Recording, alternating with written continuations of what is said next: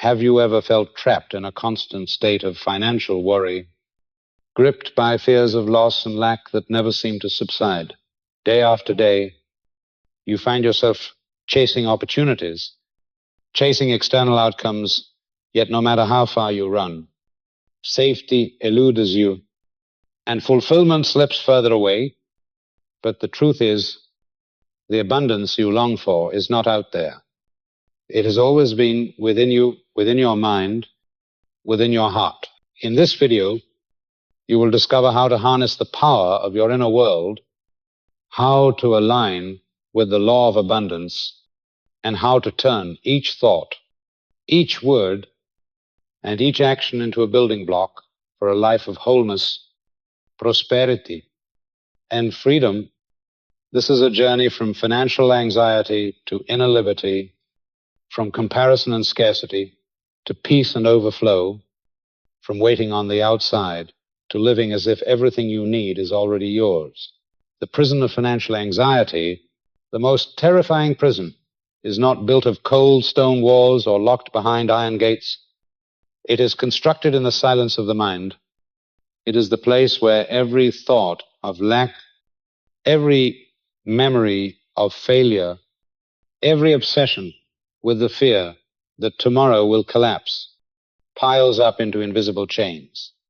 The one who lives in this prison needs no warden, for fear itself becomes the jailer. And the key rests quietly in their own hand. Financial anxiety often begins with the smallest of things: an unpaid bill, a message from the bank, an expense that exceeds what was planned. Yet, like a crack in a wall, it quickly spreads, swallowing peace whole. When night falls, the dark room becomes a battlefield of the mind. People stare at numbers on a page, just ink in reality, but in the theater of imagination, they morph into monsters, heaving, threatening to strangle every breath. In moments like that, money is no longer a tool. It becomes air. And people tremble in fear that there won't be enough left to breathe. Such anxiety creates a vicious loop. You wake up calculating. You can't even sit to eat without worrying about what needs to be paid. At night, instead of resting, the mind replays scenarios of collapse. The uncertain future becomes a film shown over and over, and the unwilling viewer is you. In that script, there is no escape, only scenes that grow narrower, heavier, and more suffocating. But the truth is, this prison never truly existed. It is not built by the numbers in your bank account or your limited income. It is built by a mistaken belief that the supply of the universe is limited. You have forgotten that behind the numbers lies only a curtain. And beyond that curtain, the source of life is infinite. It is like a vast lake. The wind stirs its surface into waves, sometimes calm, sometimes stormy, but the water beneath never runs dry. Fear arises when you focus only on the waves. Peace returns when you remember the depth remains untouched. The danger of financial anxiety lies not just in its emotional weight, but in its repetition. The mind, when fed the same image long enough, impresses it upon the subconscious, and the subconscious does not argue or judge. It simply receives the command and produces the corresponding experience in the outer world. When you constantly paint the image of lack, your subconscious builds a reality to match, and you find yourself trapped in a room of your own design. This is the greatest tragedy, but also your greatest opportunity, because the moment you realize anxiety is a picture you yourself have permitted, you begin to see the crack in the prison wall. And right there, light can enter. The wise do not deny the reality of bills to be paid or responsibilities to shoulder, but they refuse to let those numbers define who they are. They know that what's on the paper is only the wave. While the water has never dried, they do not sit in a dark room, shivering at shadows. They rise, light the candle of belief, and darkness vanishes instantly. Imagine a man walking through a forest at night. Before him, only dense darkness. He sees no path, but when he lights even the smallest lamp, that faint glow is enough to pierce the night around his steps. Financial anxiety is like that darkness, dense and choking. But if you light even one different thought, one new image, the darkness loses its power. That prison never truly locked you in. It was only waiting for you to realize that the key has always been in your hand. The issue is not how much you have in your wallet, but what you allow your mind to believe about it. A man with little money who holds an inner image of abundance will soon enter the circulation of prosperity. A man with much wealth who lives in constant fear of losing it lives like the destitute, imprisoned by panic. The same outer situation, but two entirely different inner interpretations and two entirely different destinies. The prison of financial anxiety cannot stand if you refuse to build its walls. No chain can bind you when you decide to stop feeding fear. Every time you choose to imagine sufficiency rather than scarcity, you dismantle a brick from that imprisoning wall. Every time you remember that the universe is always in circulation, that life has never run dry, you step closer to the door of freedom. And when you finally walk out of that prison, the world outside is not some distant land. It is home. It is where you have always belonged. A place where peace and abundance are not luxuries, but the natural climate of your being. The law behind appearances, appearances always deceive, luring us into mistaking the shadow for the substance. Numbers in your account, stacks of unpaid bills, markets rising and falling like waves. All of it is but a thin layer upon the surface of life, like clouds drifting across the sky. They are never the sky itself. The true law operates beneath the surface, and that law has never ceased, never run dry. When you place your faith in appearances, you surrender your life force to that which is always changing. When the waves are calm, you feel safe. When the winds rise, you panic. Your whole life becomes like a small boat tossed by every ripple, forgetting the ocean beneath is ever unchanged. So why do we keep confusing the fleeting with the eternal, the temporary with the unchanging? The law behind appearances is the endless circulation of supply. It is like water flowing through the tears of a fountain. The top basin overflows into the next, and so on, endlessly. If a basin at the bottom runs dry, it does not mean the source has failed.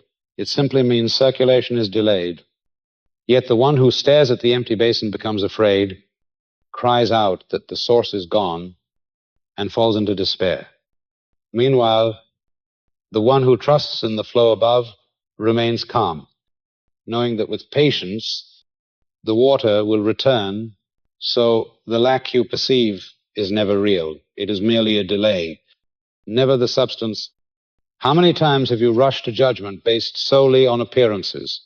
How many times have you looked at an empty account and declared you've hit bottom, forgetting that your subconscious is an infinite reservoir? How many times have you compared yourself to others and believed that your chance has passed? While the law has never discriminated or abandoned anyone, appearances may deceive, but the law never does. Joseph Murphy reminds us that the outer world is merely a reflection of what is impressed upon the inner, just as a mirror reflects only what stands before it. Your life reflects the thoughts you feed it each day. If your heart is filled with fear, the mirror of life cannot display peace. If your mind is focused on lack, your outer world cannot be abundant. Therefore, it is not the picture outside that must change. It is the projector within. You cannot argue with a screen when the film is wrong. You must change the reel inside the machine. Ask yourself now, what are you placing your faith in? The number on the page or the current that flows behind it? Do you look at the darkness and call it truth? Or do you recognize that the light is only hidden, never extinguished? This question is for you, the one who is listening When was the last time you let the outer world rob you of your peace? Be honest, because only in seeing it clearly can you begin to reclaim your power from fleeting illusions. I know you're here. I know you're listening. And I thank you not for being a passive observer of life, but for having the courage to sit down, to listen, to ask. That single act is already your first step out of the quicksand of worry and onto the solid ground of divine law. The law behind appearances does not promise ease. It guarantees precision. What is sown shall be reaped. What image is impressed shall be expressed. The farmer does not panic when the field looks barren after planting. He knows that beneath the soil, life is being conceived. He doesn't beg for miracles from the sky. He trusts the unchanging law that the seed will sprout according to its nature. And so, every affirmation, every mental image of abundance you plant today will blossom, regardless of how empty the outer field may appear. The one who fails looks at the bare field and gives up, convinced he has been forsaken. The one who succeeds sees the same field, but in his heart, the golden harvest is already real. The difference lies not in the landscape, but in the eyes that trust the law. If you change your vision, you change your life. Appearances will always shift. Today the market may dip. Tomorrow it may rise. Today you may lack. Tomorrow you may overflow. But if your inner being is grounded in the law, no external fluctuation can shake you. 4. You understand that the truth is not in the paper that lists your debts. It is in the infinite potential flowing through you. So in this very moment, place your hand on your chest and silently affirm, I live by the law, not by appearances. I choose to trust the flow, not the shadows. I know that even if my eyes see emptiness, the law has already prepared abundance. Let this affirmation become the seed planted in your subconscious, and like the patient farmer, know that the harvest will come. The law never fails. It only asks that you stop mistaking the veil for the reality. When your eyes cease to focus on the waves and recognize the ocean, when your mind stops fearing the empty basin and remembers the eternal source, the prison of appearances will collapse, and you will step into the land of peace. The mind is a shaping force. Every external circumstance is merely a temporary form, molded from the images held in the mind. Not a single dollar, not a single house, not a single opportunity can manifest unless it has first lived in thought. Just as every great structure begins with the blueprint in the architect's hand, your financial life is the direct outcome of invisible sketches etched deep within your mind. When anxiety takes hold, the mind rehearses scenes of failure. One begins to imagine empty bank accounts, overdue bills, slammed doors to the future. The subconscious, utterly loyal, receives these images as commands and proceeds to project them as tangible experience. It is not adversity that causes impoverished thinking, but impoverished thinking that creates adversity. This is the strictness of the law of the mind, and it is also the liberation for those who learn to work with it. The subconscious is like fertile soil, unquestioning, impartial. Whatever seed is planted, it nourishes and brings to life. If you sow fear, you reap lack. If you sow trust and sufficiency, you reap abundance. The soil makes no distinction between wheat and thorns. It simply returns what was given. This is the absolute fairness of the subconscious. It neither favors nor delays. Thus, every thought, every sustained image in your mind is a seed awaiting the day it breaks through the surface of your life. Imagine a sculptor gazing at a block of stone. To the ordinary eye, it's a lump of cold, lifeless material. But to the sculptor, a living form already exists, within awaiting the chisel to bring it forth. The mind works the same way. When you face hardship, if you only look at the surface, you see a rigid, immovable obstacle. But if you dare to hold a new image in your mind, you have already begun the act of sculpting. Every accurate thought is like a deliberate strike of the chisel. Gradually, a new shape begins to emerge, not because the stone changed, but because you saw through it and awakened the form already waiting inside. Many people try to change their lives by rearranging the outer pieces. They move furniture around in a dark room, never thinking to light a candle. They search for solutions in circumstances, forgetting that the root lies in thought. But all surface corrections are merely efforts to fix shadows while the source image remains unchanged. If the reel in the projector stays the same, the screen will repeat the same script. To change the scene, you must change the film. To change the film, you must change the thought. Life cannot betray the image you've handed to your subconscious. Thought is not idle fantasy. It is the force that shapes matter. Just as a tiny seed contains the blueprint of an entire forest, each image you nurture holds the power to shape reality.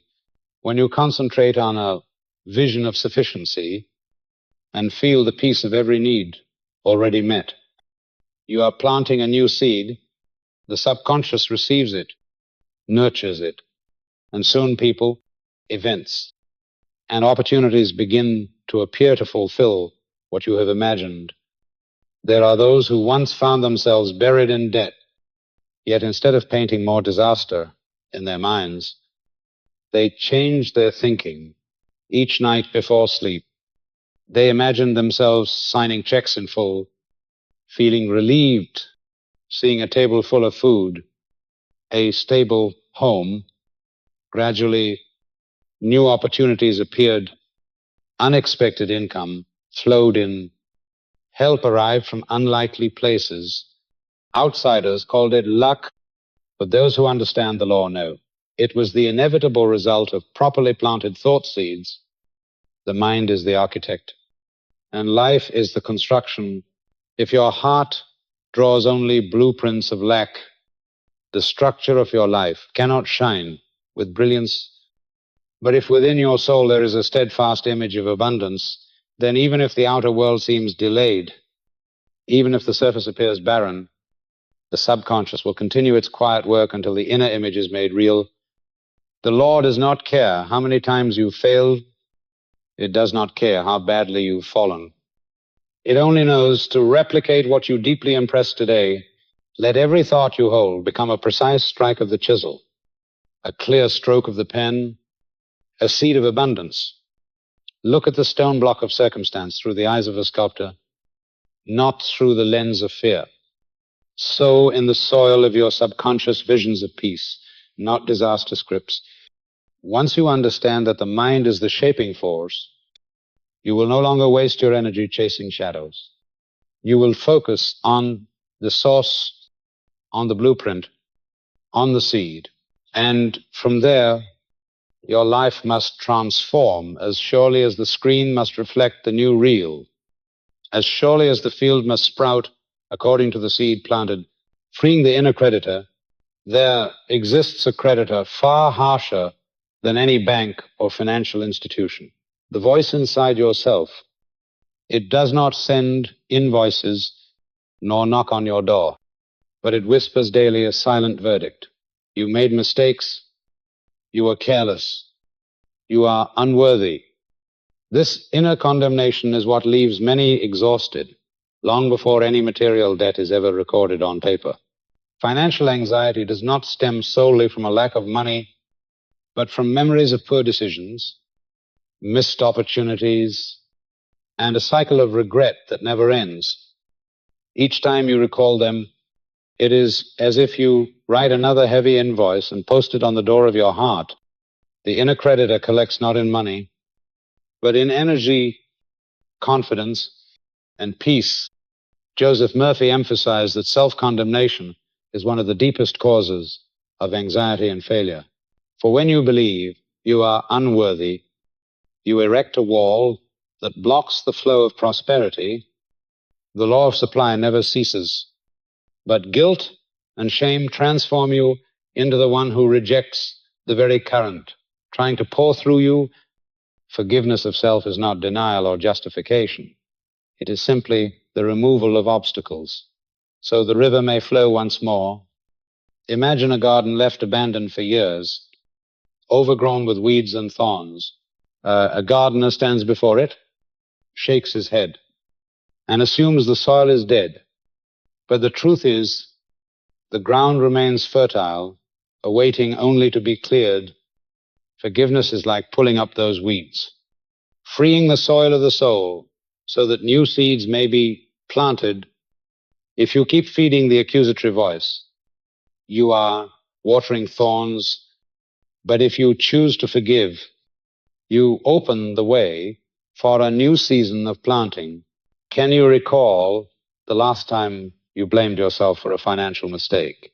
And have you noticed that the more you scold yourself, the less strength you have to begin again? Pause now and ask yourself this: am I willing to forgive myself to release the energy that has been trapped inside?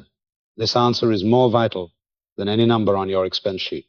If you're here listening and truly ready to enter a journey of renewal, leave a comment below that says times I am ready to change, or even just the number, ×1. So I know you are truly present, that you've made the decision to free your inner creditor. And I want to thank you, because your presence is proof that you are already giving yourself a second chance. The power of forgiveness does not stop at emotion. When you declare to your subconscious that the past has been resolved, the subconscious receives the command and begins forming new images. Doors you thought were closed begin to reopen. Opportunities you once missed return in a new form. Instead of being bound by an old verdict, you become a witness to release, like a river once blocked by stones. All it takes is the slightest opening, and the waters rush through, fierce and unstoppable. There was once a man who lost everything: his business, his possessions, and the trust of those around him. For years, he lived in shame, convinced he could never recover. But one day, instead of continuing the cycle of guilt, he began affirming nightly, I forgive myself. I am free. The flow of abundance is being restored in me. Asterisk, at first, they were just small, fragile words, but the subconscious heard them. Soon, new ideas appeared. Business opportunities arose from unexpected places. Step by step, he rebuilt, not only financially, but in confidence and peace. This was not a miracle. It was law. Forgiveness unlocks the flow, and the flow brings everything back. You may be carrying more invisible debts than tangible ones. A poor decision from the past, a failed investment, a missed opportunity. Unless forgiven, these become chains that drag you down. But remember, the law of life is not built on condemnation, but on circulation and renewal. To forgive is not to reject the lesson, but to release the weight. You keep the wisdom, but discard the shackles of shame. The inner creditor exists only when you continue to feed it energy. The moment you say time's enough, the moment you choose forgiveness, it dissolves like darkness before light. And from that moment on, you are no longer a debtor to your past, but an heir to the eternal flow.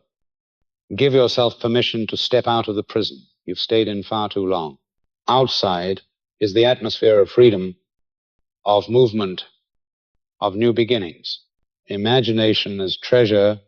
The greatest treasure is not stored in bank vaults, nor buried beneath the earth. It resides within your imagination. Gold can run out, stocks can crash, markets may tumble, but imagination is infinite. No one can steal it. No one can destroy it. It is the eternal reservoir. where every image of wealth, safety, and abundance is born before it ever takes form. When fear takes control of the imagination, it becomes a tormentor. It scripts scenes of collapse, sleepless nights, and financial ruin. You see your house foreclosed, your job lost, your future sealed shut. A single mental picture can raise your heartbeat, stiffen your body, and suffocate your soul. But this is simply imagination misused. The very same faculty can create completely different pictures, scenes of peace, abondance, and freedom. Joseph Murphy once described imagination as the infinite vault that holds all forms of prosperity. Picture a painter before a blank canvas. At first, there's nothing but empty space. But with a few strokes, a whole new world begins to emerge. So it is with your mind, the outer world may be empty debt, hardship, lack, but within your imagination, you can paint a different picture, and once that picture is impressed deeply enough, it begins to draw the external world into alignment with it. The subconscious cannot tell the difference between reality and vivid repetition. It simply accepts the images you feed it and works to express them in your experience. Imagine yourself sitting at the dinner table, free of financial worry, no more sighs of stress, only a warm meal and a calm heart. Imagine checking your bank account and seeing a balance that covers all expenses with enough left to give, and you feel at peace. When you imagine in this way, you are planting a seed. That seed cannot be rejected. It silently takes root in the subconscious, grows, and finds its way into outer expression. There was once a woman drowning in debt, haunted daily by lack, but instead of letting fear lead, she began a new habit. Every night before sleep, she would close her eyes and imagine herself writing the final check, clearing every debt. She felt the lightness wash over her. She saw herself smiling, relieved of all burdens. Repeating this over many nights, the image became real within, and soon, unexpected income arrived. Work improved. She escaped her financial trap. This was no random miracle. It was imagination operating by law. The key is this: imagination never sleeps. If you don't consciously direct it, it will serve your fears. You'll keep constructing scenes of lack, and the subconscious will obediently reproduce them. But once you begin using imagination as treasure, you are no longer passive. You become the artist of your own destiny. You no longer sit and watch the same old movie, repeat. You write a new script, and the subconscious begins projecting it on the screen of life. What's miraculous is that this treasure never runs dry. The more you use it, the more abundance you uncover. One small idea can unlock a new path. One peaceful image can calm your heart. One mental picture of prosperity can trigger a cascade of real-life opportunities. Imagination is a vault. No one controls, no one can steal, and it does not depend on markets or external conditions. It is an inviolable personal power. Think of imagination as a room lined with golden shelves. On each shelf sits an image, a dream, a vision, just waiting for you to choose it. Many are covered in dust because you've forgotten them. Many dreams you once cherished lie buried under fear. But now you can walk in, dust off a shelf, choose a new image, place it in your heart, and carry it with you each day. With every moment you nourish it, that image grows brighter, more vivid, and the subconscious begins working to bring it to life. Your outer life can never exceed the treasure stored in your imagination. One who dreams in lack cannot live in abundance, for he is only planting barren seeds. But one who dares to imagine richly will inevitably reap a rich harvest. For the law does not ask whether you are worthy, it only mirrors faithfully what you have imagined. Imagination is the vault, the subconscious is the soil, and life is the field of harvest. This treasure is already within you. No one can lock it. No one can take it away. All you must do is enter, open the shelf, choose the right image, and plant it with unwavering intention. You will see the current of abundance respond from one small image, from one mental scene. Your entire life can shift. And in that moment, you'll understand you were never truly lacking. You had only forgotten to open the vault already alive within your soul. Trusting in divine economy, there is an eternal rhythm pulsing through the universe, a rhythm of circulation and supply, of giving and receiving, of a flow that never ceases. Joseph Murphy called this rhythm the divine economy, an economy that transcends markets, salaries, contracts, and stocks. It does not belong to any nation, nor is it subject to crisis or recession. It is the principle of circulation, and all life participates in it. When you inhale and exhale, you are demonstrating this truth. Breath does not belong to you. It simply flows through you. And because you trust this rhythm, you never fear a shortage of air. Prosperity works the same way. It does not originate from your job, your clients, or your bank account. These are merely channels. The true source is the invisible reservoir one that never runs dry. When people equate their finances with a single job or income stream, they are like those who confuse the faucet with the reservoir. If one faucet shuts off, they panic, believing the source has failed, but the reservoir is still full, and another faucet can open at any time. Trusting in divine economy is ceasing to worship the faucet and placing your faith in the infinite reservoir. When you do, the fear of loss dissolves because you understand that the flow will always find a way to reach you, even if one channel closes. Look at the blood circulating through your body. It flows continuously. If one pathway is blocked, the blood reroutes to nourish life through another. Divine economy works in the same precise manner. The supply never disappears. It merely finds a new direction. A person who loses their job often believes life has abandoned them. But in truth, it is merely one channel closing, so another may open. Reflect on your life. How many times did you believe you had reached a dead end, only to have a new opportunity emerge unexpectedly? A new door swing open. That is divine economy in motion. Regardless of appearances, those who trust do not panic when one source dries up. They are like someone standing at the river bank, knowing that no matter how many times they draw from the stream, it will never run dry. Whether today you draw 1 cup or 10, the river still flows. Lack only appears when you stare into an empty cup and convince yourself the river has dried. But when you lift your gaze and see the current still moving, peace returns instantly.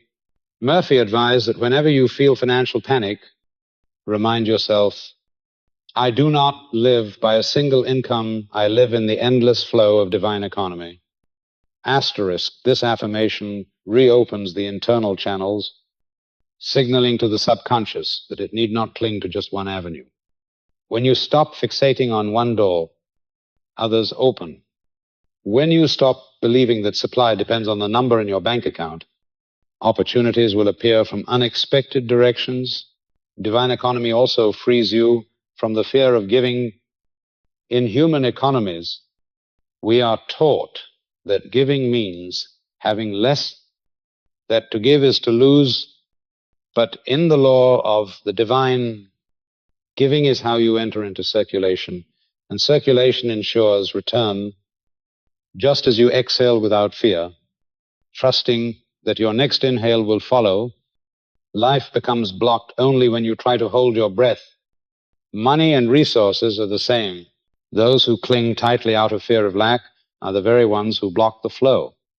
But those who trust in circulation release, give, and by doing so, receive even more. There are people who are not yet wealthy, but still choose to give within their means, not to show off, but to affirm to their subconscious, I live in abundance. I believe in flow. Asterisk. And before long, new opportunities arise, incomes expand, and peace becomes a steady presence. Meanwhile, those who hoard every coin out of fear grow poorer, because that fear becomes a seed planted in the subconscious one that blossoms into real life lack. When you step fully into the unwavering belief that you are part of divine economy, anxiety melts like morning mist on a sunlight. You begin to act differently, think differently, speak differently. You give without hesitation. You receive without guilt. You no longer wonder whether there will be enough. There will be, because you are part of this eternal rhythm. And in that peace, you find a place to return to. This is the power of voice within. Not just a voice you hear, but a space you return to. Asterisk. That inner space is the proof that you have never been separate from the flow. Divine economy does not ask you to prove your worth or earn your supply. It only asks that you trust and participate. Trust that even if one channel closes, another will open. Trust that giving does not diminish you, it enriches you. Trust that all provision does not come from outside, it begins with your inner conviction. When that belief becomes firm, not only do your emotions shift, but your outer circumstances must also transform to reflect the trust. Remember this, human economies may falter, but divine economy never collapses. It is the undercurrent, the river, the breath, the endless circulation. Those who know how to trust in it will never dwell in anxiety, for they know they are always being carried within its stream. And it is within that trust that true freedom is found. The seed beneath the soil, every seed carries within it an unchanging blueprint. All it needs is to be placed in the soil, watered and given light, and it will follow its program and grow. No one plants an apple seed and worries a lemon tree might appear. No one sows rice and fears weeds will spring up. This law is absolute, and Joseph Murphy affirmed that your thoughts are seeds.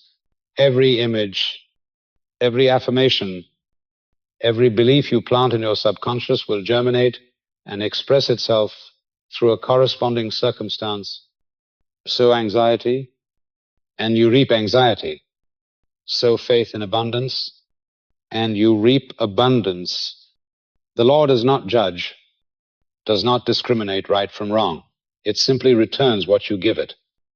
A farmer who sows rice knows he must wait. He does not return to the field each day to dig up the seed and check if it has sprouted. He trusts the process. He knows that even if his eyes see nothing, life is stirring beneath the surface.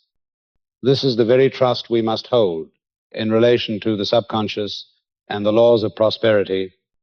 When you affirm, when you visualize, when you plant a new image, the transformation may not happen instantly. It seems weeks or even months pass with no visible change.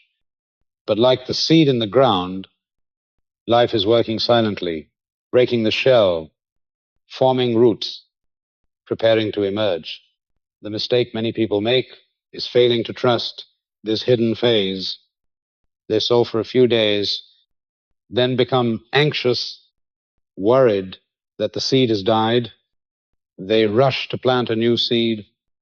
They affirm abundance in the morning, then sow fear at night. They envision prosperity today, but tomorrow they replay the memory of poverty. The field of their mind becomes chaotic, filled with conflicting seeds. No single plant can thrive.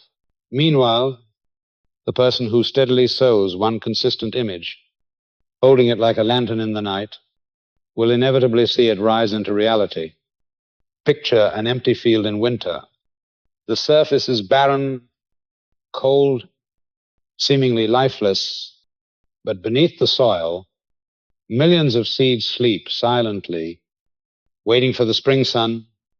The impatient stand upon the field and mourn its emptiness, believing the land has died and the harvest is lost. But those who understand the law are quiet and diligent, watering faithfully because they know life never disappears. It simply hides during its season of waiting. Your subconscious works in exactly the same way.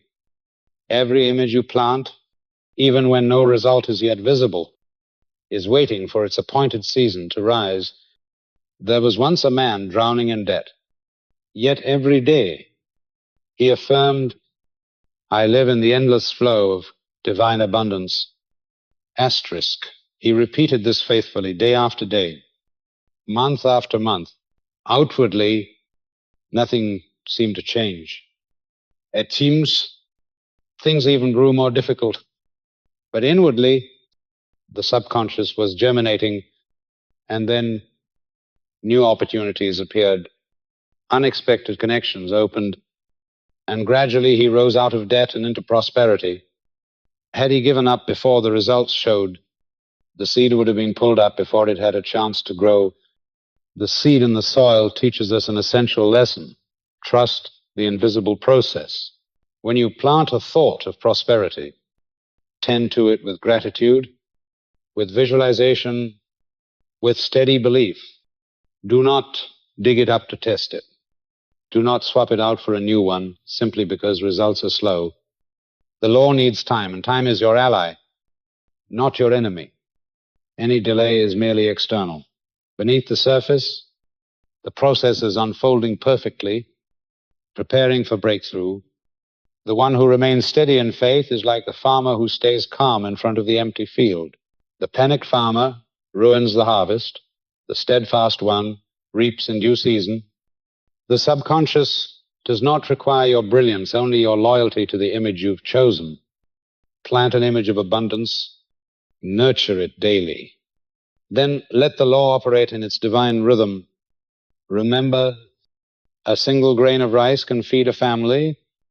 A tiny Bodhi seed can grow into a giant tree that shelters an entire forest. A single accurate thought, one clear image planted in the subconscious, holds power that can change your destiny. Open a new life entirely. The only question is, will you be patient enough to leave it in the soil until it breaks through? As in nature, the harvest always comes. No one sows and remains empty-handed forever. The problem is, people walk away before the season arrives, then complain that the law doesn't work. But the law always works. It is only we who waver. When you truly grasp the principle of the seed in the soil, you stop worrying. When results don't show, you rest in the certainty that all things are moving silently and that flowers and fruit are inevitable.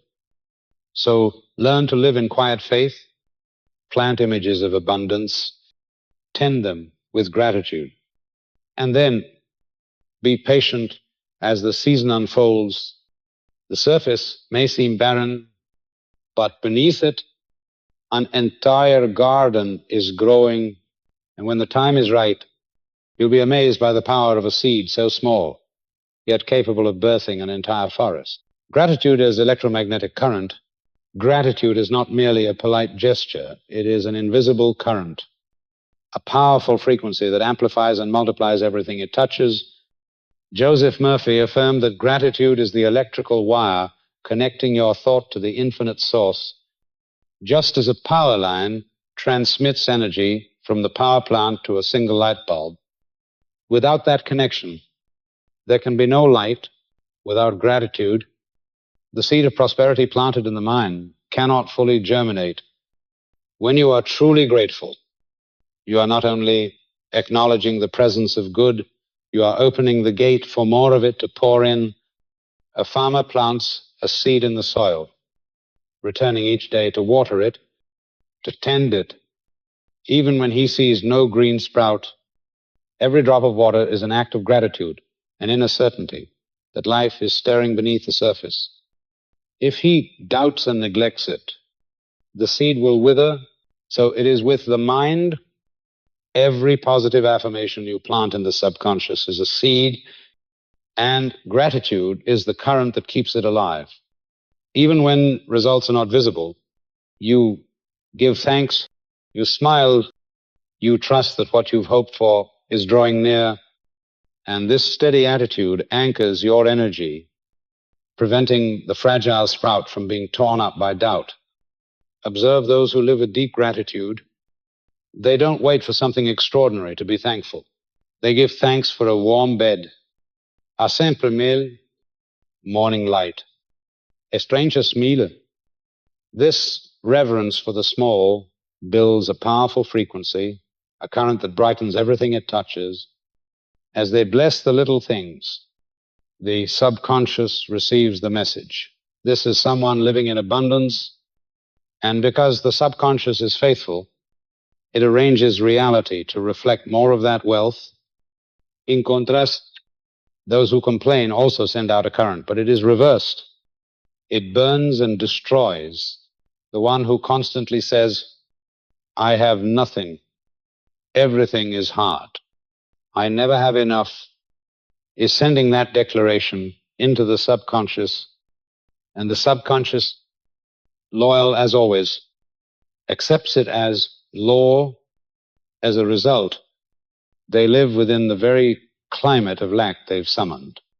Complaining is the signal of scarcity, and scarcity will arrive. Gratitude is the signal of abundance, and abundance will follow. The law never errs. Imagine you are standing before a parched field. If all you do is stare at cracked earth and complain, the ground grows drier, for you have done nothing to revive it. But pour even a little water, and life begins to stir. Gratitude is that first drop on the dry field. It invites back the fertility, calls life to return. At first, results may not be visible, but the current has been restored, and where current flows, light will soon follow.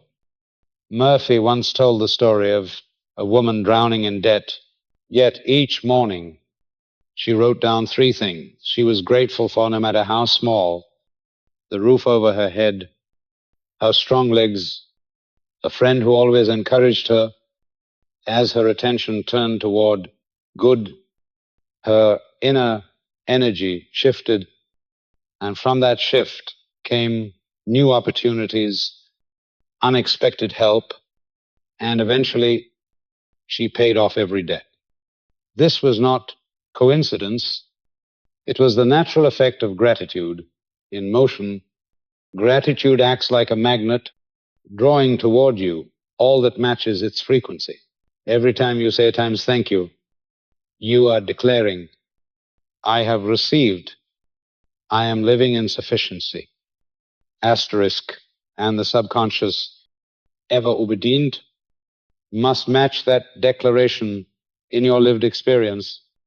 On the other hand, saying times I don't have times affirms lack, and the subconscious will ensure that lack persists. There is something extraordinary about giving thanks before the result appears. It is like the farmer rejoicing at the sight of the very first sprout. Though it is small and fragile, he knows it guarantees the harvest.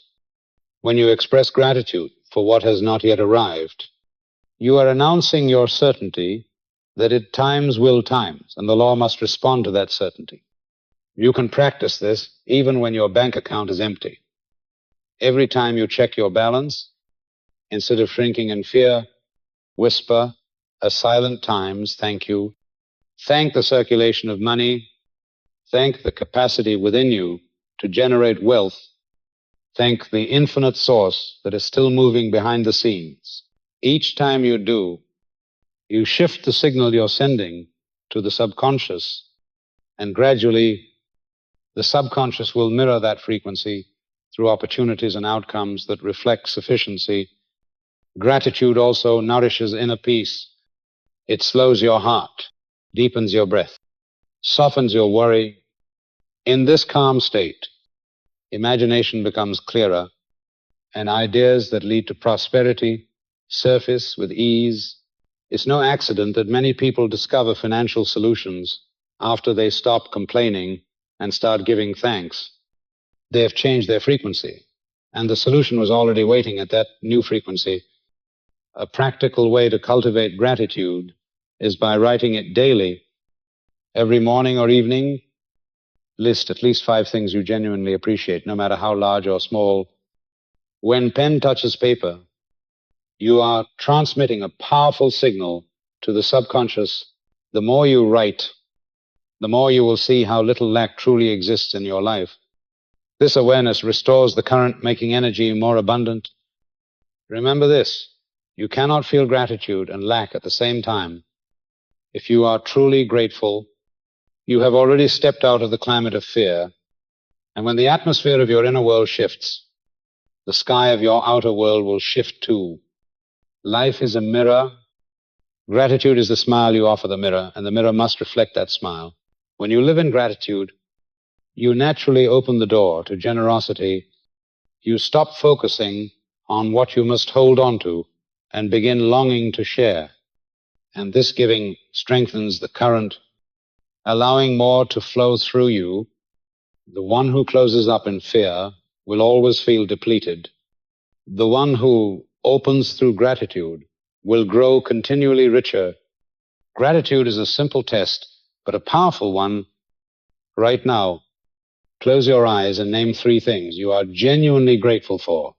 You will feel your spirit lift, your breath settle, your heart ease. That is the sign the current is connected. And if you keep it flowing, your life will begin to transform, not because the world changed on its own, but because you changed the signal you were sending. The world may shake, finances may rise and fall, but the current of gratitude never fades. It is always ready to flow through you, to magnify good, to attract opportunity, to deliver prosperity. When you tap into it, you realize the treasure was never out there. It was always within the attitude you carried each day. And in that gratitude, you have entered the atmosphere of abundance. Words as the architecture of destiny. Every word you speak is like a brick laid into the structure you will one day inhabit. Joseph Murphy often emphasized that words are never fleeting sounds. They are vibrations charged with energy, stamped into the subconscious, and reflected back as life experience. You can look at your current life like a house. Every room, every wall, every window has been constructed from the words you once spoke. If you've spent years saying, "I'm broke," "life is hard," or "I'm afraid," then your subconscious has received those words as instructions and built a matching environment. But if you train yourself to speak of sufficiency, faith, and brightness, the subconscious will record that too and construct a life accordingly. No word is meaningless. Every word is a seed. There are people who constantly sigh, "I never have enough money," and sure enough, their lives reflect continuous lack. Others regularly affirm, "I am healthy, I am at peace," and their bodies seem to dwell in a steady climate of well-being. Words are like architects drafting blueprints for your life. The subconscious is a loyal builder. It follows the design exactly. It doesn't question, doesn't critique, doesn't edit. It simply builds what it is given. That's why, if you're careless, you might unknowingly hand the builder flawed blueprints and end up living in a structure that feels crooked and unstable. Picture yourself holding a hammer and a pile of bricks. Every complaint, every harsh remark, every fearful exclamation is like a decaying brick. Build your walls with these, and collapse is inevitable. But every positive affirmation, every blessing you speak, every word of gratitude is a solid, enduring brick, that structure will withstand the storms. This isn't naive optimism. It is the law of the subconscious in motion. The subconscious doesn't discern fact from fiction. It simply obeys. If you tell it, I am weak, it will arrange your life so you become weak. If you declare, I am strong, it will arrange for you to embody that strength. The Bible says, life and death are in the power of the tongue. Asterisk. This is not poetic, it is literal truth. Every word is a seed dropped into the soil of the mind, and seeds never vanish. They grow according to their kind.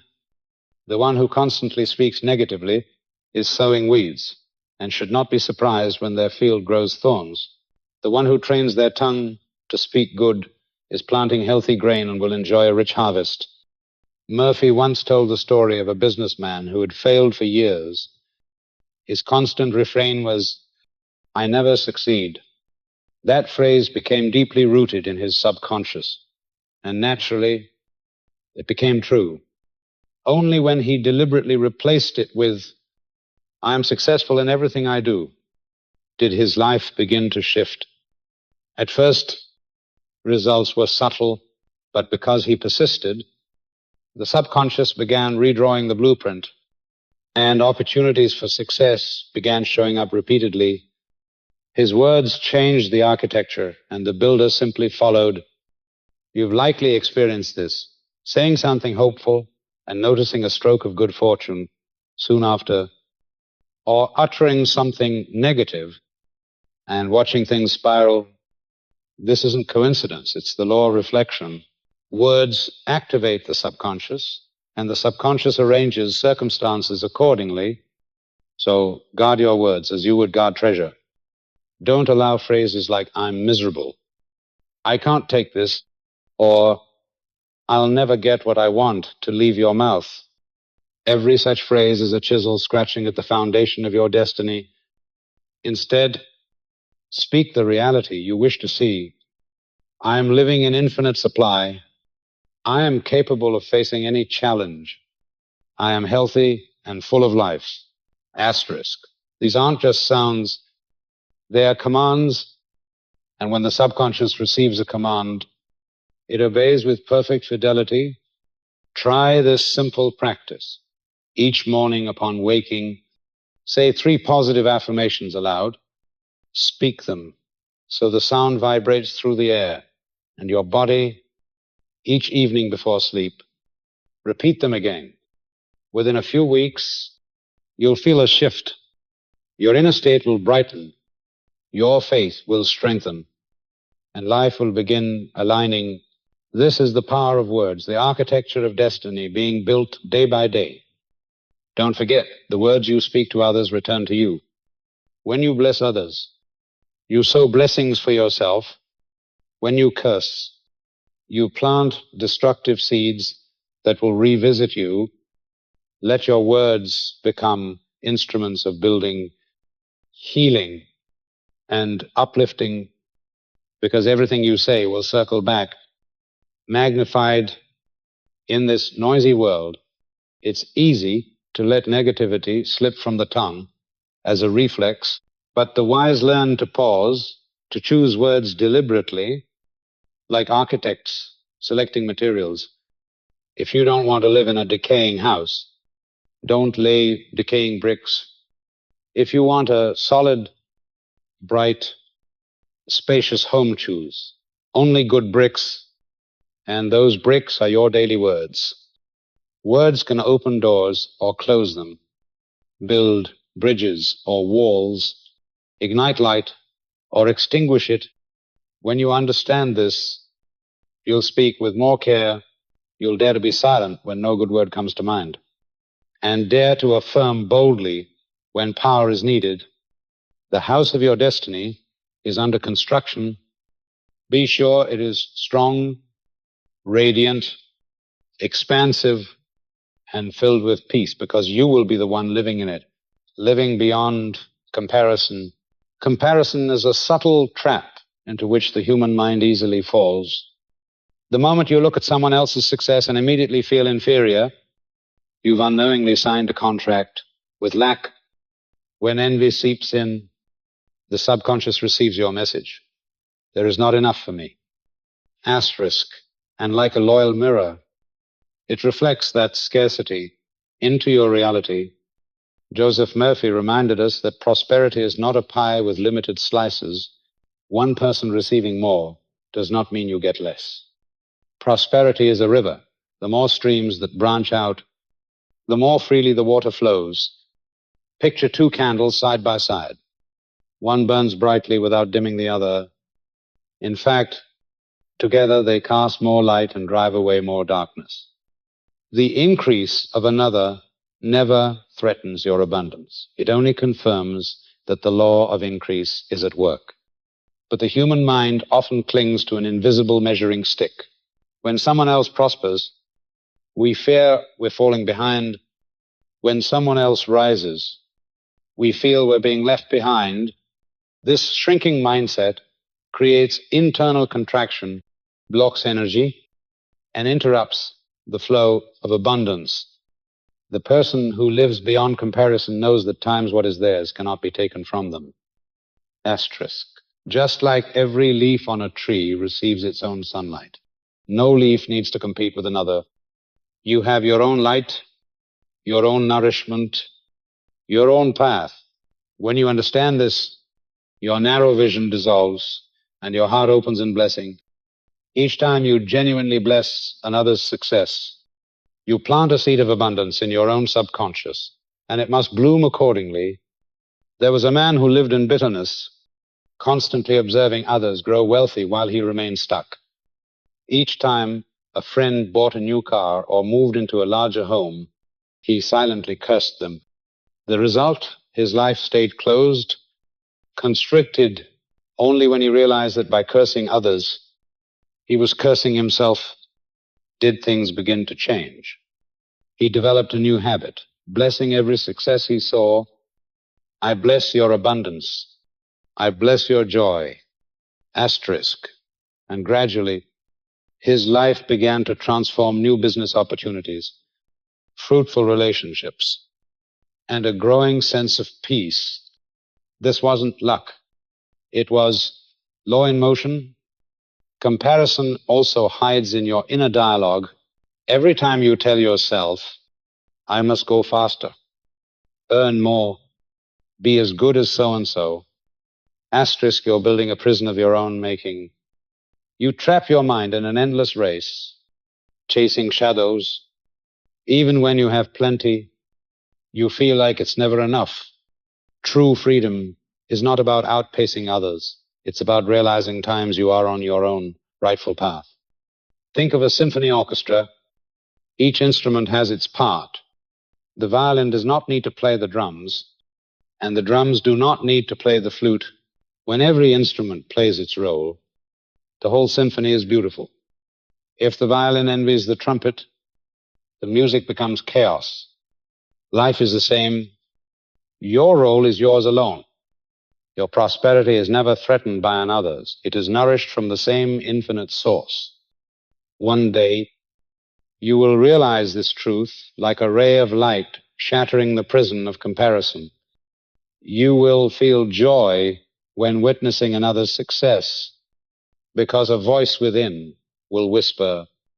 This proves the law of abundance is active, asterisk. And if it is active for them, it is also active for you. You will no longer be obsessed with being ahead or behind, but will live in the climate of assurance that the supply is infinite. That is when you begin to hear the silent voice within times. This is the power of voice within, not just a voice you hear, but a space you return to.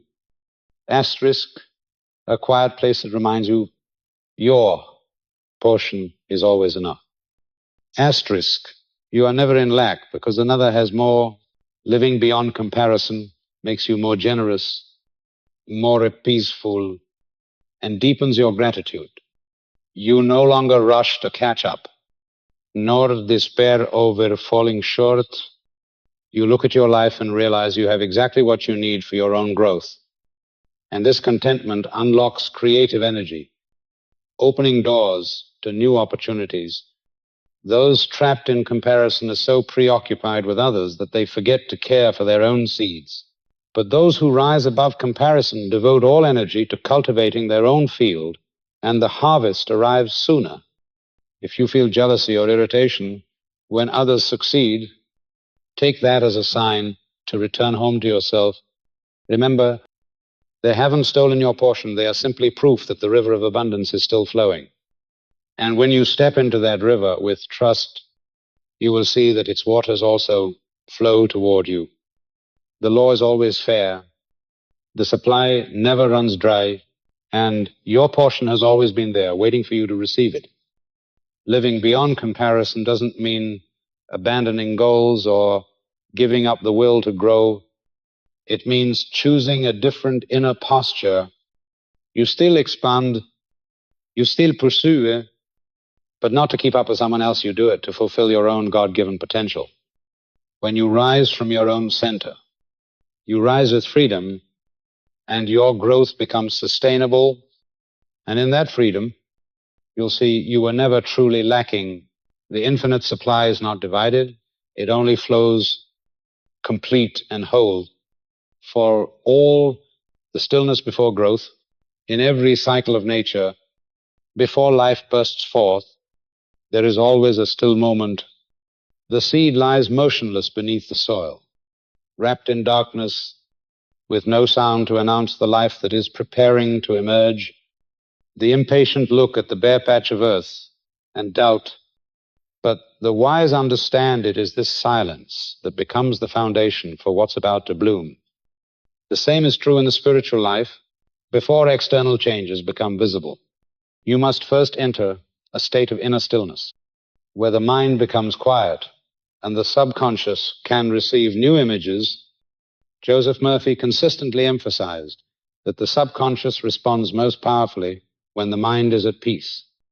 Anxiety, restlessness, and chasing every external fluctuation cause your planted images to scatter like seeds blown across a stormy field. In contrast, stillness is like soft, moist, level ground, ready to receive the seed and let it root deeply.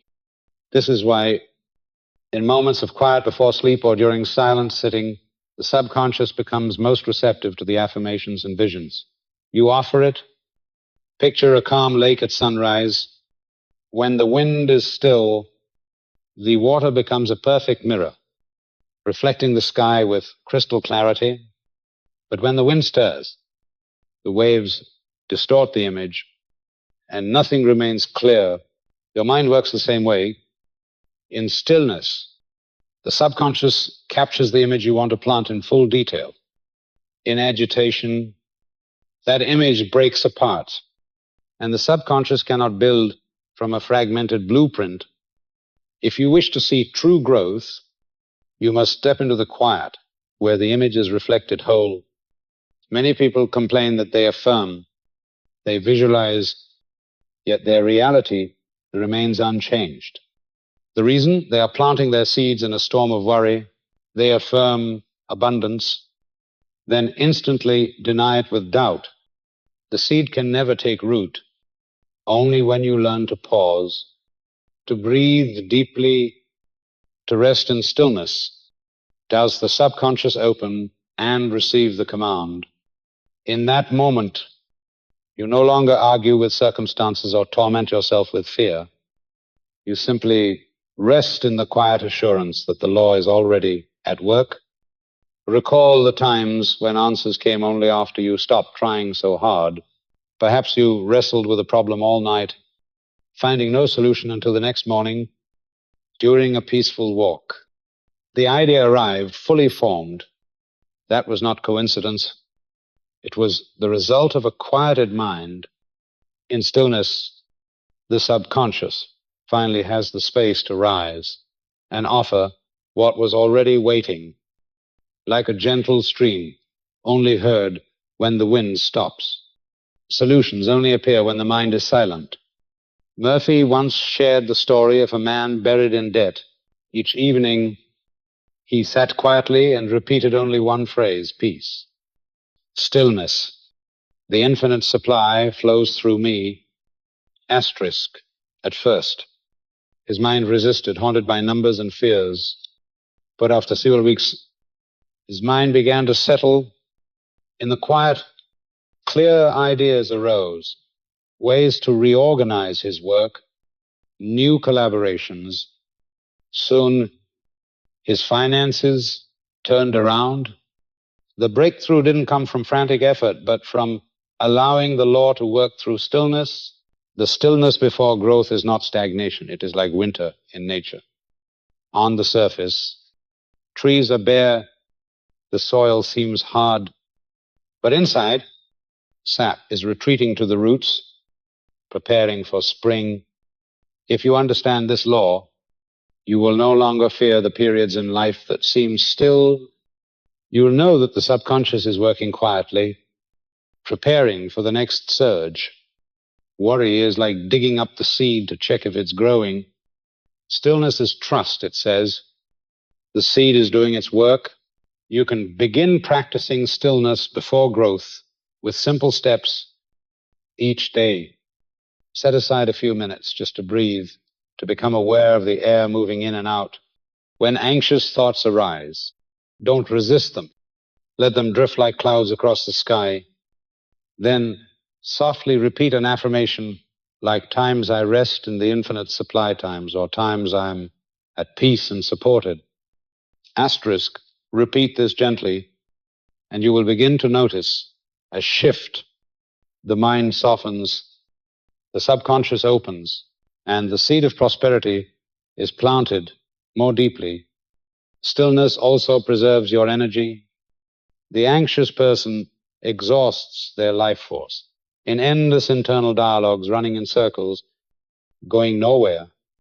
The calm person gathers energy, directing it into focused creation and meaningful action. Their growth becomes steady, sustainable. They are no longer swept up in external storms because they carry an inner stillness as their anchor.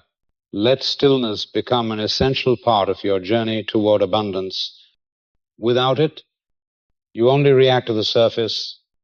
With it, you reconnect with the source and allow the infinite flow to move through you.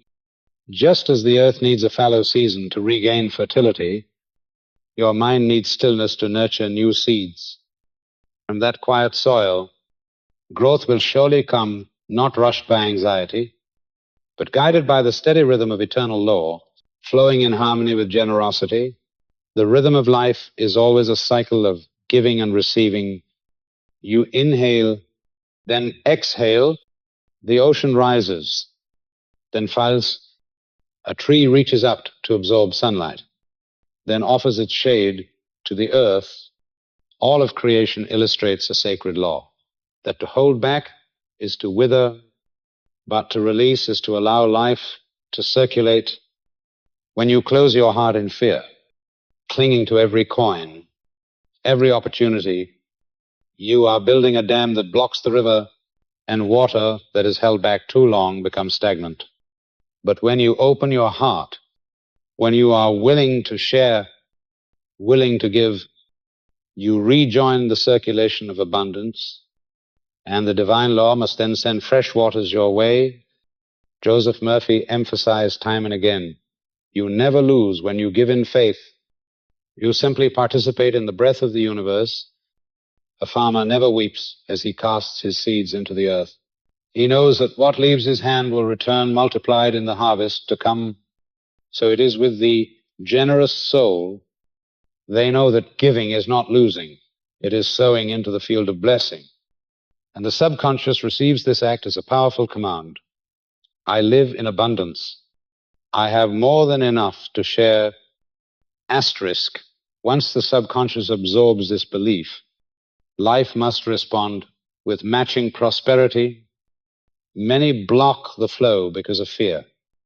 They worry that to give is to have less for themselves, but fear is merely the symptom of forgetting that the source is endless. A breath held too long suffocates the body. A river dammed too tightly becomes a stagnant pond. A life gripped by hoarding loses the freshness of flow. Only by releasing can you receive again. Only by giving can you multiply. Think back to the times when you helped someone, even when you yourself were not overflowing. Didn't something unexpected come your way soon after a helping hand? A new opportunity. The law is never silent. The law always responds. When you flow with generosity, you open a channel through which prosperity moves, and in doing so, you become its recipient in ever greater measure. Within generosity lies another sacred power, the healing of envy. When you bless the success of another, you uproot the seeds of comparison within yourself. You declare that there rises no threat to your portion.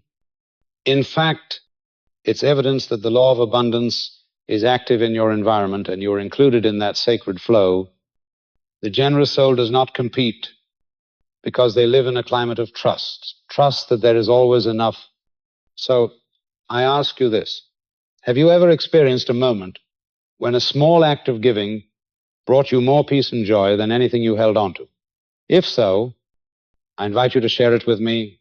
Your presence here is part of this generous circle. Thank you for listening and joining this flow with an open heart.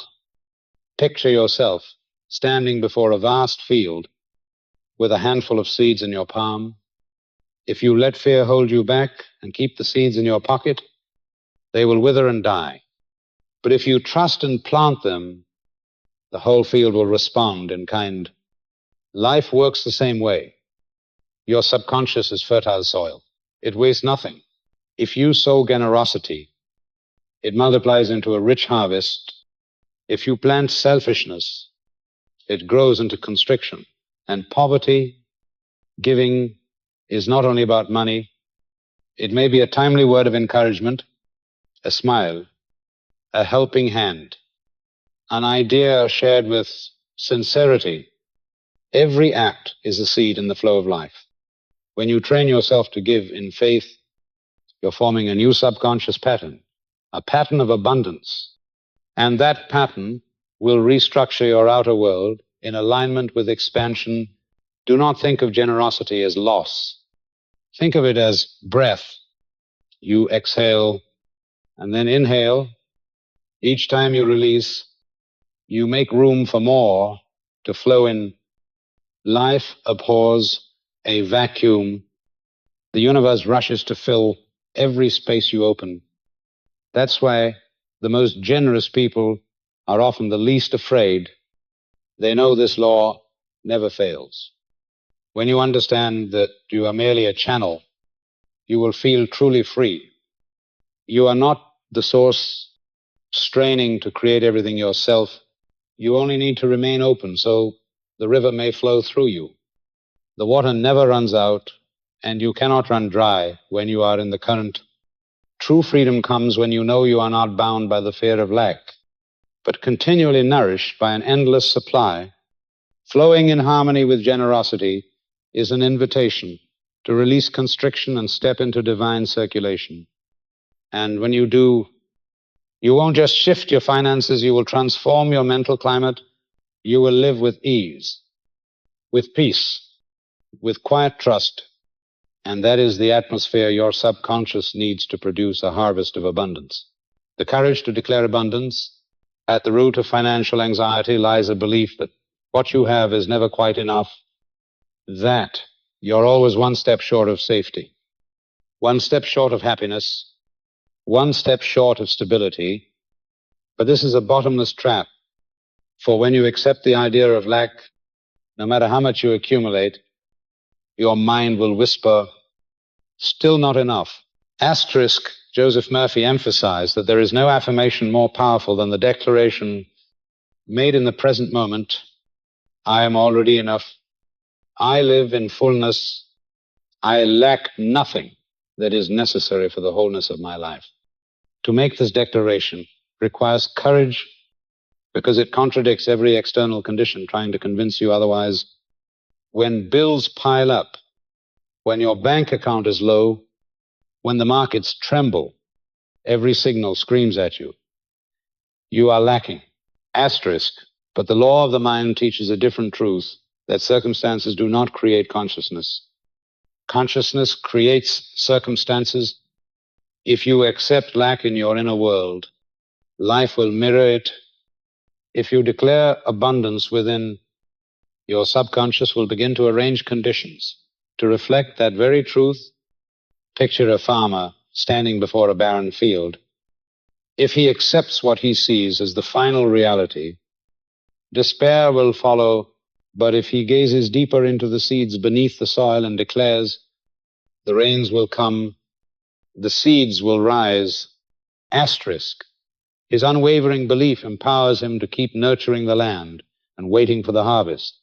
The declaration of abundance works the same way.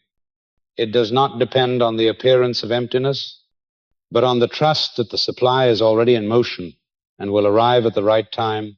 What makes this declaration difficult is that we are trained to believe abundance must first appear externally, but in truth, outer accumulation is only an effect. The cause is always an inner conviction. A person may possess great wealth, yet live in chronic fear, never daring to say, I am enough, asterisk. Meanwhile, another with little to their name may walk in quiet confidence, certain that they live in a stream of unseen provision. The subconscious never betrays the image it has been given. Courage, in this case, is not defiance of circumstances. It is choosing to stand with divine law rather than with surface appearances. When you affirm, I am provided for, I live in a stream of infinite supply, asterisk, you are not denying reality. You are rewriting it. That affirmation is a seed carrying within it the complete image of the harvest. The more you repeat it with faith, the deeper its roots grow and nothing can stop its eventual expression in your life. Think of an underground spring. The surface may appear dry and cracked, but that doesn't mean the water has vanished. It is still flowing beneath, waiting for the right point to surge upward. Your declaration of abundance is the touch that opens the pathway. If you fixate on the dry earth and cry out in despair, you will miss the well beneath your feet. But if you dare to affirm that the water is already there, you will find the way for it to rise. Murphy shared stories of people who radically changed their circumstances by consistently declaring, I always have more than I need. My life is overflowing with abundance. Asterisk. At first, their minds resisted bringing up every reason to doubt. But as they persisted in sowing the seed, the subconscious began to accept the new image, and the outer life gradually transformed. A new job, an unexpected stream of income, a renewed approach to financial management. More than any material result, the real gift was the dissolving of anxiety and the emergence of a deep inner peace. Declaring abundance does not make you passive. On the contrary, it releases the creative energy that was bound by fear.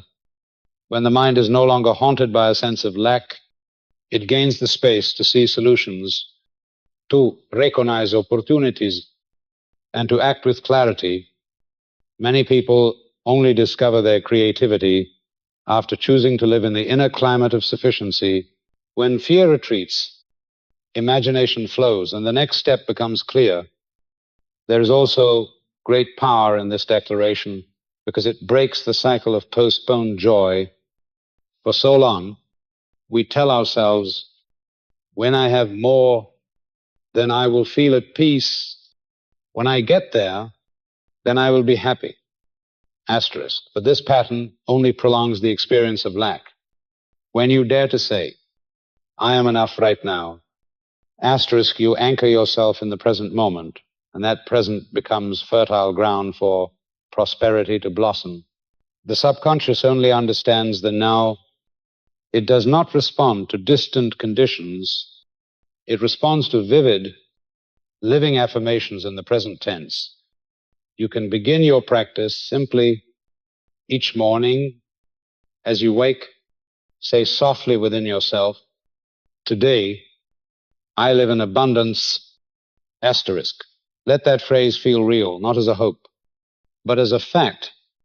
When you eat, recognize your food as proof of supply.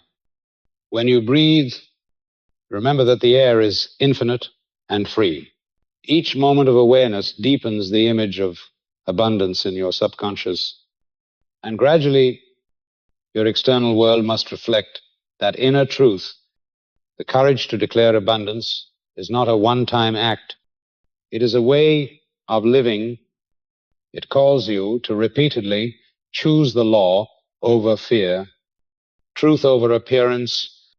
As you remain steady in this faith, financial anxieties will dissolve like mist before the sun, and in their place, a wide open sky of security, creativity, and prosperity will stretch out before you. A vision of lasting wealth. True wealth is not measured by numbers rising and falling in a bank account, nor by fleeting strokes of luck. Lasting wealth is a climate of the mind, a vision cultivated from within, steady through every outward storm. Those who depend solely on circumstances will always sway elated when markets rise, fearful when they fall. But those who understand the law know this: conditions are but mirrors reflecting belief. When you hold fast to a vision of enduring abundance in your mind, the world outside must reorganize itself to match that belief. Joseph Murphy emphasized that lasting wealth does not emerge from chance or fluctuation, but from a stable consciousness of sufficiency. When you are rooted in the knowing that supply is endless, you are no longer rattled by the small waves. You are like one standing atop a mountain. Clouds may pass, storms may gather, but the ground beneath remains unshaken. The consciousness of sufficiency is that mountain. The ups and downs are only passing clouds. This vision of lasting wealth is like the long view of a seasoned sailor at sea. He does not panic when the waves grow wild, for he knows the ocean stretches far beyond the current swell. He adjusts his sails, steadies his hand at the helm, and holds his course. One with enduring vision knows wealth never comes from a single source. It flows from countless streams. Adur Maiklos, only to guide you to another, for the river of provision always finds a path to flow. What matters most is that you do not let your mind be pulled and twisted by outer appearances. When you declare and sustain a stable inner image, the subconscious adopts it as a blueprint, and life must shape itself accordingly. This is not guesswork or wishful thinking, it is law. If you sow the image of lasting abundance into the subconscious, it becomes the invisible architect arranging the conditions of your life to fit that vision. And remember, lasting wealth is not just about money. It is the steady ground of the soul. A person may possess vast riches and yet be poor in peace. But one who lives in trust of divine law, in calm certainty of divine support, remains prosperous in all seasons of life. This is why Joseph Murphy described lasting wealth not as a physical result, but as a state of consciousness. Picture yourself standing beside a great river. The water flows continuously, day after day, season after season. A few branches may float by, a stone may block one path, but the river never stops. It simply finds another way. So too with enduring wealth. If one stream dries up, another will emerge. If one opportunity fades, a new one will take shape. The nature of supply is ceaseless, and you are always included in its movement. To hold this vision, you must rise above the habit of judging life by its temporary picture. The numbers in your account are but surface ripples. The ocean beyond them is your true source. Let not your eyes deceive you. Let your faith lead the way. When you declare, "I live in lasting wealth, I am surrounded by infinite provision," asterisk, You are placing your subconscious within a stable climate where anxiety cannot take root. Lasting wealth also liberates you from the trap of comparison. When you know your portion cannot be withheld, you are no longer pulled by envy. You rejoice in the success of others, for their prosperity is proof that the law is active, and when the law works for one, it works for all. This openness releases you from pressure, allowing creative energy to flow without resistance. In stillness, imagine yourself as a great tree. Each season, leaves may fall, branches may break, but your roots hold firm, and spring always returns. Lasting wealth is those deep roots, strong, nourishing, and unfazed. When you live in this vision, you no longer fear the winter, for you trust the rhythm of life. This is the power of voice within, not just a voice you hear, but a space you return to.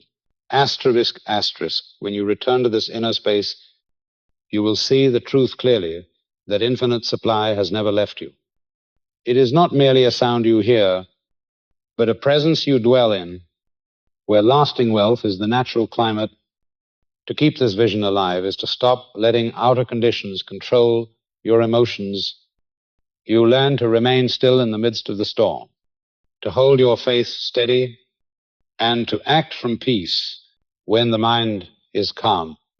The subconscious has a stable foundation from which to manifest stable conditions, and that is true wealth, a form of riches that cannot be stolen, cannot be lost in crisis, and will not fade with time. It is engraved into your consciousness and reflected faithfully in your life. The open sky of abundance. True abundance does not reside in outer limitations, but in the wide open sky of your mind. As long as you focus on lack and fear, you are staring at a wall, not at the sky. But when you open your heart and realize that supply is inexhaustible, that every opportunity and every possibility exists now, you step into a space where abundance is no longer a dream, but a living reality. This is not fantasy, but awareness, an awareness cultivated daily through affirmation, through visualization, and through action, guided by your inner voice. Within this open sky, every breeze and every ray of light carries potential. You do not need to struggle to pull it towards you. You only need to breathe, to open, and to allow. Like a vast field, the seeds you plant today will sprout in due time, but you must trust the soil and the sunlight. You must trust that natural law will nurture what you sow. Abundance flows from faith in universal law, from the perfect harmony between you and the current of life. Each morning you awaken, this sky of abundance awaits your recognition. It does not judge. It does not discriminate. It simply exists as an endless opportunity. If you believe there is enough, you will see enough. If you believe in lack, you will experience limitation. This is the power of presence, the power of a mind nourished by positive awareness and deep gratitude.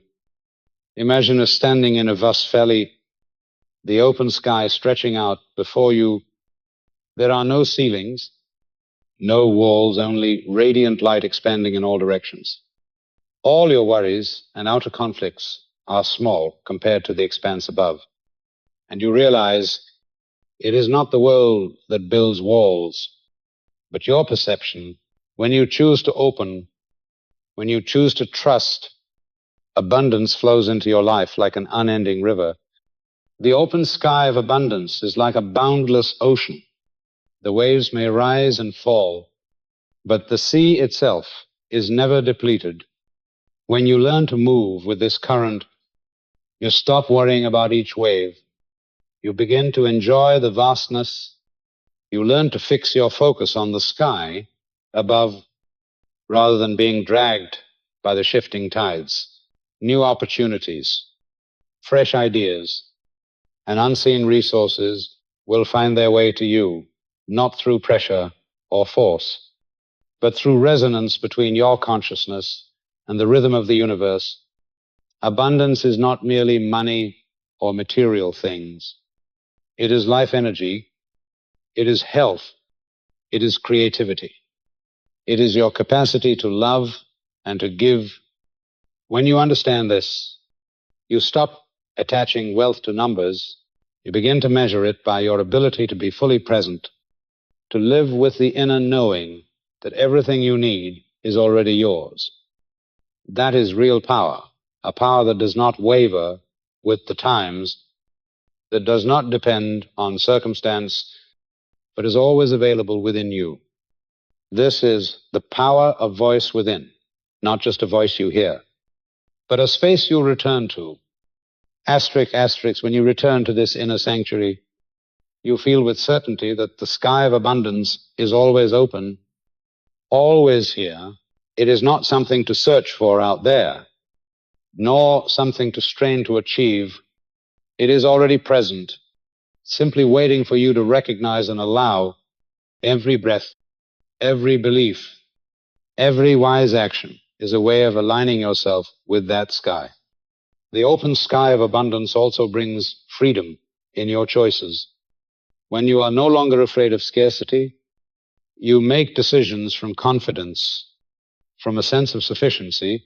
You do not act from anxiety or urgency, but from an inner certainty that you already have all that is necessary. And when you move from this state, life aligns with your desires in ways that once seemed impossible. You will come to see that abundance is expressed through connection.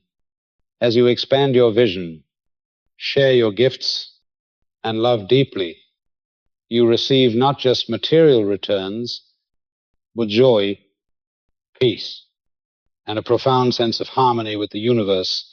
This is a form of wealth that money cannot purchase, but that only a wide open mind and a sincere heart can receive. Each day, take a moment to gaze upon the inner sky within you. Imagine the vastness, the light, the limitless resources surrounding you. Breathe it in. Feel the abundance, unlimited and unconditional. The more you do this, the more your subconscious will remember that abundance is your natural state. And every behavior, every decision, every outer condition will begin to reflect that inner truth. In this open sky, you no longer see limits. You no longer fear loss. You no longer worry about the future. You learn to live in the present with the trust that all is sufficient. You see each opportunity, each relationship, each resource as a piece of the greater mosaic. And you know you are meant to partake, to receive, and to co-create. The open sky of abundance is the meeting ground of will, imagination, and faith. When you choose to live in this space, all fears of lack dissolve, the need to control fades. What remains is freedom, the freedom to create, and from that space, each step you take becomes a quiet yet powerful declaration. You are living in abundance, connected to infinite supply, and becoming the channel through which goodness flows into the world. Abundance is not something you must convince others of, nor something you must strive to attain. It is a state of being. It is how you show up in the world. It is a feeling that saturates each breath, each thought, each act. When you choose to live under the open sky of abundance, you are choosing a life of wholeness where everything you need is already beside you, and where everything you sow becomes a seed that grows. Are you ready to look up to the sky within you and feel the infinite abundance that requires no search, no striving? Return to that space each day, and life will begin to reflect its vastness, overflowing with light, energy, and opportunities you never dared to dream. Living in the climate of the law of abundance, wealth is not a goal to chase after. It is a climate you choose to live in every single day. When the mind recognizes that all resources are already present, when the heart believes that all good things are flowing toward it, you step into a state where the law of abundance operates naturally through every thought, every word, every action. This is not some distant miracle, but a deep awareness that you and the universe are always in harmony, that every seed you plant within will sprout in time. If you are patient and stay rooted in faith, in this climate, there is no hurry, no anxiety, no lack, no fear of loss. Everything you once sought outside now becomes a reflection of your inner state. When you look at life through the lens of abundance, you begin to see that every opportunity, every person, every circumstance is ready to serve your higher purpose. Each day becomes an invitation to align, to collaborate with the universal flow, and to turn ideas, intentions, and dreams into living form. To live in the climate of the law of abundance is to learn how to breathe with a sense of sufficiency, to recognize that you are never lacking. When you choose to trust in this law, you realize that money, opportunity, health, creativity, and love are not rewards, but natural states. When you live fully and cooperate with the rhythm of the cosmos, there is no pressure, no force, only the perfect cooperation between will, faith, and right-timed action. Each thought is a seed, each word a bridge to reality, each action a momentum for the law of abundance to manifest. When you nurture the belief that you are worthy of all that is good, you open the channel through which the infinite flow can move. This is why those who live in the climate of abundance possess the strength to turn hardship into opportunity, challenge into lesson, and every moment into a stepping stone for continual growth. The climate of abundance is also a space of inner rest. You no longer need to cling to outcomes, no longer need to strive to prove your worth. When you are anchored within and trust that everything has already been perfectly arranged, you become the architect of your life without being driven by outer pressure. Abundance is no longer a target. It becomes the air you breathe, the energy you emit, the substance life mirrors back to you each day. In this state, you learn to live every moment with gratitude, not only for what you have received, but for your ability to cooperate with the universal stream. When you plant the seeds of faith, of gratitude, of intelligent action, all things are naturally nourished. You don't need to push or control. Everything unfolds by the sacred order already embedded in creation. This is the power of voice within, not just a voice you hear, but a space you return to. Asterisk, asterisk. When you return to this space, you see that all limitations are illusions, all worries are fleeting winds, and all opportunities are already present in this. Now, moment to live in the climate of the law of abundance is to choose for every breath, every thought, every action to flow with the eternal stream, to choose for each day to be a complete, rich, and free journey. By recognizing that wealth is a state of consciousness, you are no longer ruled by outer events. When challenges arise, you do not see them as obstacles, but as tests to strengthen your belief and foster your expansion. When opportunities appear, you receive them with confidence, not with fear or doubt.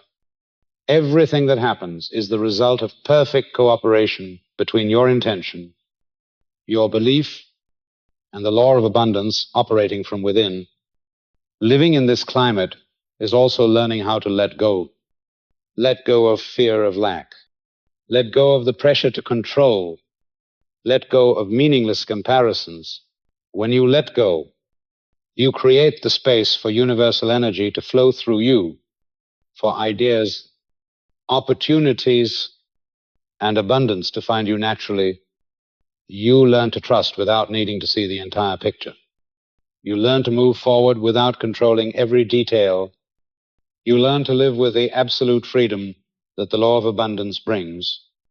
In this climate, abundance is no longer something you pursue. It is something you live. You realize that everything you need is already present, that everything you desire is already prepared. Every action becomes a vibration. Every idea becomes a resource. Every belief becomes a firm foundation for a whole and powerful life. You no longer wait for miracles from the outside, because the miracle is already present in every breath, every rhythm, every thought. To live in the climate of the law of abundance is to choose for each day to be a chance to plant seeds of prosperity, to realize that everything you long for already exists within you and is moving with you. This is a state that does not waver, does not depend on circumstances, and is not subject to the influence of others or events. This is the state of freedom, of inner rest, and of limitless fulfillment. When you live in this climate, you no longer search for anything outside. You no longer compete or compare. You realize that everything is already enough. Everything is already ready. And everything is moving in perfect order. Every breath, every thought, every action is a reflection of the law of abundance made visible. This is the way to live fully, freely, and richly in every moment, the way for your inner life and the universe to move in perfect harmony, the way for your life to become the abundant masterpiece for which you are, the artist. Are you ready to live in this climate, to make every day a full experience of richness, of freedom, and of divine coordination with the law of abundance? When you do, you will not only perceive wealth, you will become the living embodiment of infinite abundance, where every step, every thought, and every breath echoes the power and the divine order you have chosen. After traversing these 16 steps of the journey, you come to realize that wealth, peace, and prosperity are not external rewards to be pursued, but the natural climate of your own mind. When you sow thoughts of positivity, when you release words of empowered affirmation, when you live in gratitude and cooperate with the flow of the universe, you no longer need to ask, you no longer need to worry, and you no longer need to chase after anything. Every breath, every moment, every action becomes a reflection of the law of abundance operating through you. Return to that inner space where this is the power of the voice within, not just a voice you hear, but a space you return to, and allow your life to become a vivid painting of abundance, freedom, and completeness